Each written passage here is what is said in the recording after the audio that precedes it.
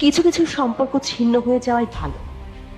বুক চিরে গেলেও সম্পর্ক যদি কমফোর্ট না দেয়, তাহলে মায়ার টানে পড়ে থাকা উচিত নয়। যে দরজা তোমায় বারবার ক্ষতবিক্ষত করে, সেই দরজা খিল দিতে শেখো।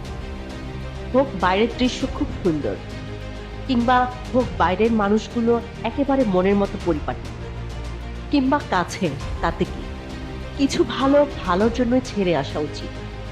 কারো জন্য মনের দুঃখ পুষে রেখে নিজে প্রতিনিয়ত কষ্ট পাওয়ার মানেই হয় না। তুমি যার জন্য দুঃখ পাচ্ছ, খোঁজ নিয়ে দেখো সে অন্য কাউকে নিয়ে দিব্যি ভালো আছে। কিছু রাস্তা তোমাকে একাই যেতে হবে। না থাকবে তোমার পরিবার, না থাকবে তোমার বন্ধু বান্ধব, শুধু থাকবে তুমি আর তোমার ছায়া।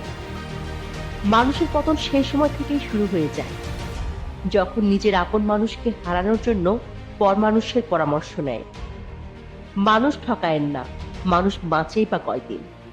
মানুষের বদদোয়া মানুষকে ভালো থাকতে দেয় না। কত কিছু ভুলে যাওয়া যায়, সকালের চায়ের চিনি, রাতের ঔষধ, মোবাইলের পাসওয়ার্ড, কত কিছুই ভুলে যাই।